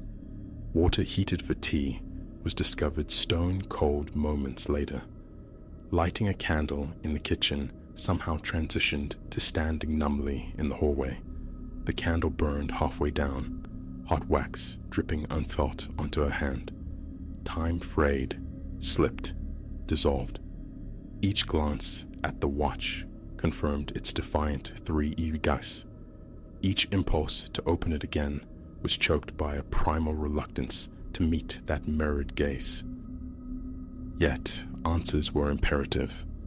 Perhaps closer scrutiny held the key. Returning to the study, she sat at Silas's desk, the notebook a grim companion, and forced her fingers to pry open the watch once more. The tiny hinge groaned. Inside, her reflection swam, distorted, pale, eyes stretched wide with desperation. But behind it, shimmering, insubstantial, lurked another countenance, thin, sharply angled, its eyes like hollow sockets on a clock face. A strangled gasp escaped her. She slammed the cover shut. The lamp overhead flickered violently, then died. Darkness flooded the room, amplifying the whispers, now insidious, slithering directly into her thoughts. The cold intensified, biting deep. Her breath hitched, ragged. Fumbling for the desk lamp's chain, she prayed. Light returned in a weak flicker, illuminating her hand, once again clutching the watch. The patterns had spread, intricate traceries now reaching across her shoulders, faint lines snaking towards her collarbone. A scream built in her throat, but she swallowed it, choking down the panic. Action was needed. This cursed artifact had to be expelled. She rose, stumbling through the corridor, nearly upending a porcelain vase. The front door was her target. Fling it outside, bury it, cast it into the street. Any severance would do. Reaching the door, her hand closed on the latch. It refused to yield. She pulled, twisted, rattling it furiously, shouting into the unresponsive silence of the hall. The whispers seemed to chuckle. A high-pitched whine filled her ears. The door remained steadfast. Turning to the nearest window, she heaved at the sash. Immovable. The house had become a seal, a trap. A low curse escaped her lips as she paced the living room, the ceiling light flickering like a dying synapse. Each flicker stole time. Each beat of her heart felt sluggish, as if the watch itself were warping the very pulse of existence. Destruction. What if she simply obliterated it? Silas's old claw hammer resided in a kitchen drawer. Hands shaking, she placed the watch on the heavy dining table, raised the hammer high. As the tool began its descent, the lights extinguished utterly. In the profound blackness, something colder than metal coiled around her wrist. She froze, paralyzed. When the lights sputtered back to life, her hand was empty. The watch had vanished from the table. The hammer lay inert on the floor, and her arms, from wrist to shoulder, were now entirely canvassed in the geometric tracery, terrifyingly beautiful, utterly alien. Her breathing grew shallow, each gasp a painful effort. There was no escaping it now. Confrontation was the only path. She staggered back towards the study. The notebook lay open on the desk, though she had no memory of leaving it so. A single sentence seemed to glow on the page. To escape its cycle, face the reflection, and deny its claim. With trembling resolve, she retrieved the watch from where it now mysteriously rested beside the notebook, gripping it tight. Forcing her gaze onto the miniature mirrored surface, she saw her own fear-stricken face, and behind it, clearer now, the spectral silhouette, the other presence trapped within the silvered glass. Jaw clenched, tears stinging her eyes, she whispered, voice fragile, "You can't have my time." The words cracked. She repeated them, louder, infusing them with desperate conviction. "You can't have my time." A violent jolt, like a surge of static electricity, shot up her arms. The lights flickered with manic intensity. Nausea overwhelmed her, buckling her knees. Then, as suddenly as it began, stillness returned. The lamp burned with a steady, unwavering glow. The air felt warmer, breathable. Alara stood panting, sweat plastering her hair to her temples. The watch in her hand still read 3 Kaus, yet some internal tension had eased. The patterns etched into her skin began to recede, fading slightly, though not disappearing entirely. She placed the watch carefully on the desk, her breath coming in ragged gulps. Her legs felt unsteady as she moved into the hallway. Reaching for the front door latch, she turned it. This time, it clicked open smoothly. A blast of cold, clean night air washed over her. She stumbled onto the porch, gulping it down like water.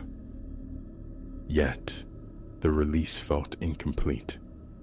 Casting a final glance back through the study window, she saw the watch on the desk, its face dimly reflecting her silhouette in the doorway.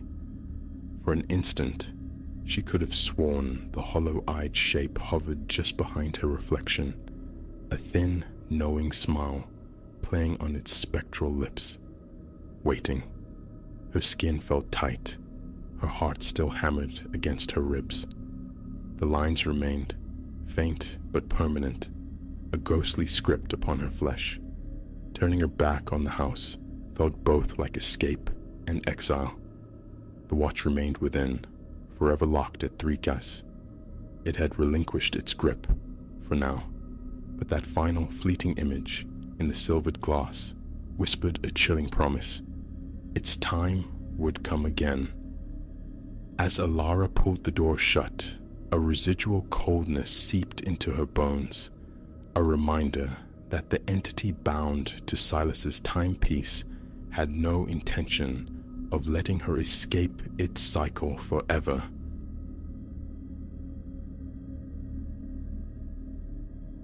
It was a Wednesday night when the phantom melody first found Elias. Sleep remained elusive, snagged on a soft, errant tune drifting through his open bedroom window. Initially dismissed as wind sighing through the skeletal trees flanking the derelict manor down the lane, the sound persisted, possessing a hesitant pattern, a slow, broken rhythm. Compelled, Elias rose. He peered into the moon-drenched stillness outside. The world seemed unnaturally hushed, amplifying the thrumming in his own chest. That old house. He'd trespassed within its decaying walls before, drawn by morbid curiosity. He recalled the grand piano dominating its main hall, a sarcophagus of wood coated in dust, its strings long surrendered to dissonance. Yet, an unsettling certainty bloomed. This fractured music originated from that very instrument, from within those silent, watchful walls. Pulling on a jacket against the chill, Elias slipped outside, drawn towards the manor. Street lamps cast weak, watery pools of light onto the pavement. His breath plumed before him, tangible ghosts in the cold air. Each footfall seemed weighted, reluctant. Reaching the rusted iron gate, its metal cold beneath his damp palm, a visceral urge to retreat tightened his gut. Curiosity, however, proved the stronger impulse. The gate shrieked open under his push, a metallic warning swallowed by the night. He forced himself onward, boots crunching on the weed-choked gravel path, the sound unnervingly loud against the looming facade. The front door, as ever, hung slightly ajar, an indifferent wound in the rotting structure nobody bothered to mend. He stepped across the threshold. The foyer exhaled decay, damp wood, dormant mold. Moonlight, fractured by grimy panes, spilled across the floor, illuminating spectral dust motes dancing in the stagnant air and revealing the grand staircase ascending into shadow like the spine of some forgotten beast. Elias ignored it. Faint, distinct now, the piano notes echoed from deeper within. He moved towards their source, down a corridor draped in cobwebs, the floorboards thick with undisturbed grime. Faded portraits lined the walls, their subjects lost to time. He spared them no glance, focused solely on the origin of that impossible music. Approaching the wide, arched entrance to the great hall, the melody gained clarity, though not coherence. Notes stumbled, some true, others jarringly off-key, the tempo languid and uncertain. He stepped into the cavernous space. There, centered beneath the high ceiling, stood the grand piano. Its lid gaped open, and the keys, pale oblongs in the gloom, depressed and rose again, moved by unseen hands. No performer occupied the bench. Elias froze, rooted to the spot. His heart hammered against his ribs, a frantic bird trapped in his chest. Dizziness washed over him. His mouth turned instantly arid. For long seconds, he simply watched the disembodied performance, the keys sinking in a sequence that defied musical logic. The sound resonated, loud yet discordant. The left side attempting a stumbling bass line riddled with omissions, the right tapping out sporadic, almost random high notes. It felt like a sorrowful tune attempted by a confused mind. Hesitantly, Elias drifted closer. The scuff of his shoe on the dust-laden floorboards startled him disproportionately. The phantom playing continued, oblivious. He could clearly discern the individual keys moving, pressing down, springing back.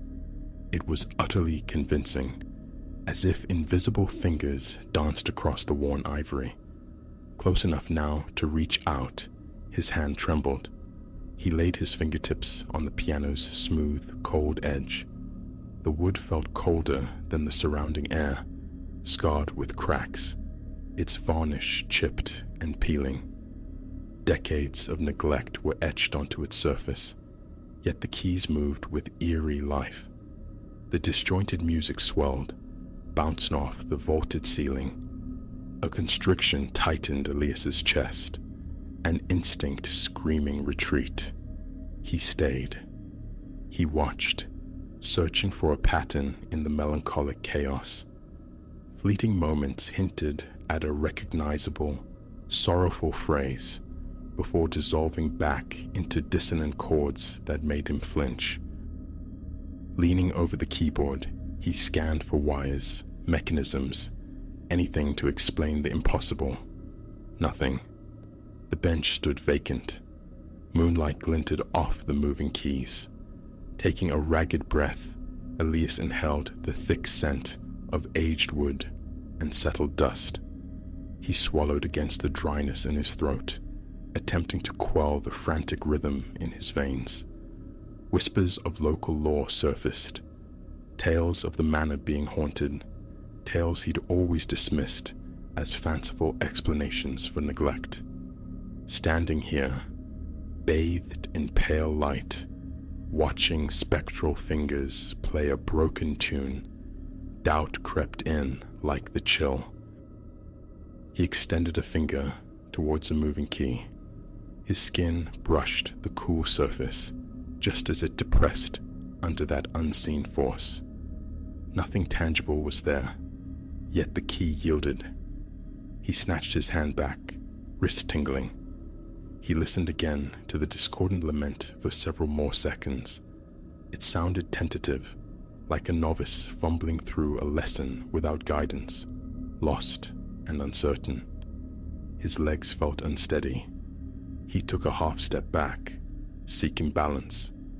He registered his own shallow breathing, the frantic tempo of his pulse, the dampness beading on his forehead, wiped away with a trembling sleeve. A faint draft stirred through a shattered window pane across the hall, rustling tattered curtains, momentarily shifting the patterns of moonlight. The piano lid cast an elongated, hunched shadow against the far wall, a trick of light that nonetheless prickled his nerves.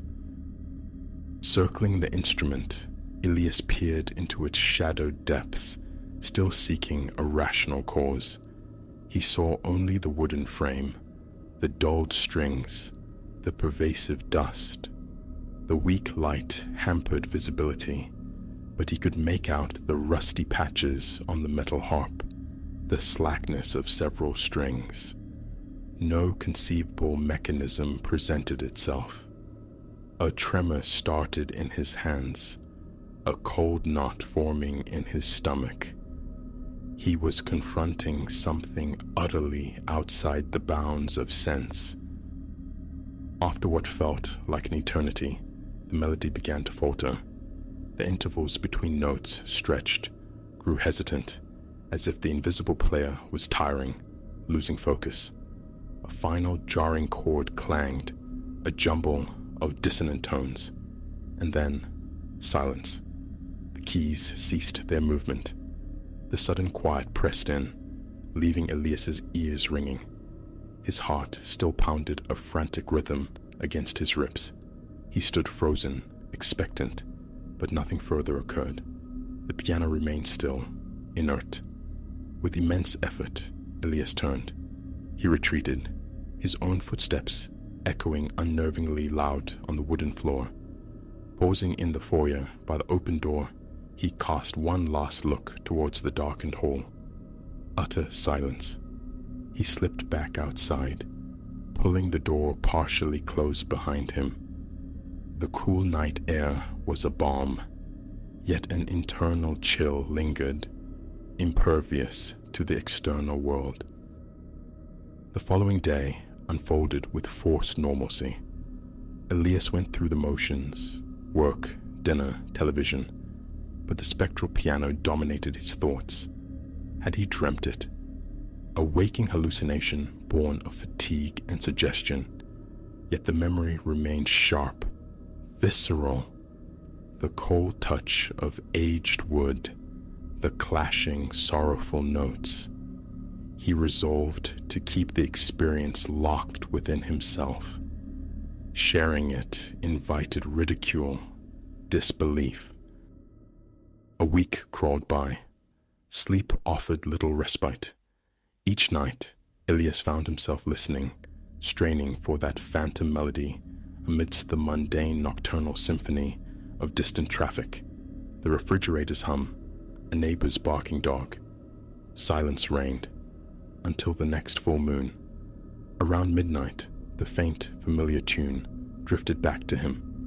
He recognized the hesitant pattern, the discordant notes. His body went rigid. A cold sweat broke across his skin. He fought the urge to ignore it, to barricade himself against the impossible. But the hook of curiosity was too deeply set. Shoes on, sweatshirt pulled over his head, he retraced the path to the manor's gate. The scene repeated, the profound quiet, the luminous moon, the heavy weight settling in his chest. Inside, his footsteps announced his arrival in the echoing foyer. He walked directly to the great hall. The keys were already moving, dancing their lonely, broken ballet as soon as he entered. The melody mirrored the first encounter, slow, uneven, steeped in a profound sadness. The notes clashed, yet a fragile, almost recognizable pattern pulsed beneath the surface. This time, Elias moved forward with deliberate care, his breath caught in his throat. He sat on the edge of the piano bench, maintaining a careful distance from the path of the phantom keys. Close proximity revealed a distinct coldness emanating from the keyboard, a localized chill like an unseen draft. He watched the ivory rise and fall. Occasionally, a key seemed to hesitate mid-air, as if uncertain of its next move. The sound, so near, vibrated through him, tingling along his spine. He studied the strings within the piano's exposed heart. They shivered visibly with each note struck. His chest felt tight, his arms tense, but he remained seated, determined to glean some understanding. After a minute, Elias tentatively pressed a key himself, choosing a note he thought might harmonize with the hesitant pattern. The piano responded with a dull thud, painfully out of tune. The invisible playing ceased abruptly for a beat, as if acknowledging his intrusion. Then it resumed, ignoring his contribution entirely. Swallowing hard against a lump in his throat, Ilias tried another key. Again, the presence paused, struck a few more notes erratically, then reverted to its original meandering sequence. A strange notion formed in his mind. Perhaps it was trying to recall an old song, fumbling towards the melody, only to lose its way, collapsing into dissonant chords and that same depressed, uncertain wandering. He lost track of time sitting there. 10 minutes, perhaps longer. His back protested the stiff posture. His palms grew slick with sweat. The music continued its melancholic cycle until, suddenly, it stopped once more. The final note hung suspended, its resonance fading into the profound silence. The keys settled, motionless. Elias cautiously waved his hand over them. No residual energy, no lingering vibration. The hall fell utterly quiet, the abrupt absence ringing in his ears. He rose, his legs heavy, his breathing ragged. He ran a hand along the piano's edge again, tracing the rough fissures in the wood. Questions swirled, unanswered. He had witnessed the impossible, twice now, an event defying any mundane explanation.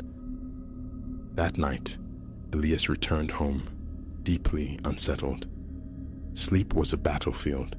his thoughts circling the lonely piano, the sense of something trapped, endlessly attempting a forgotten piece.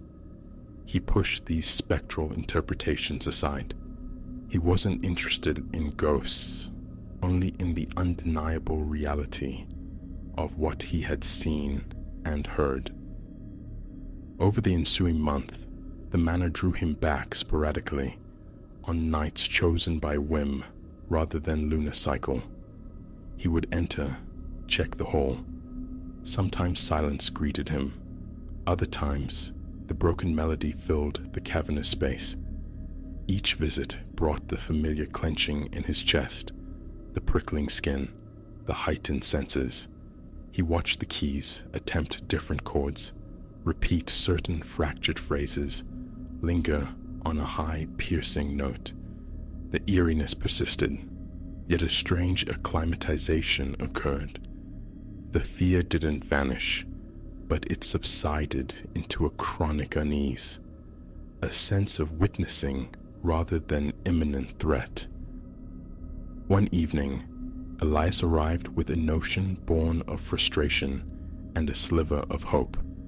Though no musician or technician, he wondered if rudimentary tuning might coax a clearer sound, perhaps even resolve something. He brought basic tools. Propping the heavy lid fully open, he surveyed the piano's dusty innards, the rust blooming on the metal frame. Lifting the small panel covering the tuning pins revealed many loose or corroded. He carefully selected one, applying the wrench. It turned with a reluctant creak. The corresponding string shifted tension slightly. Testing the key produced a marginally less offensive tone. Encouraged, he continued for perhaps half an hour, adjusting accessible pins, his hands becoming coated in grime. Suddenly, a single faint note chimed from the piano, clear and resonant. Elias hadn't touched a key. His heart leaped. He froze, wrench still poised. The note sounded again, twice, sharp and distinct, like a deliberate test. Then, silence. His nerves screamed. Slowly, he lowered the tool, backing away. The key remained still. He'd had enough for one night. Packing his tools, his hands unsteady, he left, the walk back to the gate feeling longer than usual. Reaching the sidewalk, he inhaled deeply, the cool air doing little to steady his racing pulse. He hadn't solved the enigma. The piano remained a profound mystery, but a realization dawned. The fear was now intertwined with fascination. The decaying manor, the desolate hall, the self-playing piano, the unsettling tableau held an inexplicable allure. He began tracking the moon's phases. As fullness approached, a familiar anxiety would stir. He'd drift towards sleep, listening intently. When the faint, broken melody inevitably arrived, he would rise, walk the familiar path, and watch the keys jump and fall under their invisible burden, pausing, searching, striking their discordant chords. His heart would race, his stomach churn, yet he couldn't stay away. No explanation ever emerged, no figure materialized, no voice whispered from the shadows. There was only the piano, its impossible performance a recurring motif against the backdrop of decay. Now, Elias accepts its presence, its strange lunar rhythm. He guards the secret, reluctant to expose the manor to the curious or the destructive. He cannot fathom the consequences of intervention, the potential silencing of that spectral music. Would it bring peace, or would it extinguish a strange, private wonder? The cold grip of fear still seizes him with the first hesitant note. His scalp tingles, his stomach lurches, his palms grow damp. But still, he returns. The keys continue their solitary dance. The notes remain fractured, melancholic. The hall stands silent, sentinel, surrendering slowly to time. Nothing changes, no answers surface. Elias remains simply a witness to something inexplicable, and that, in its starkness, is the entire truth.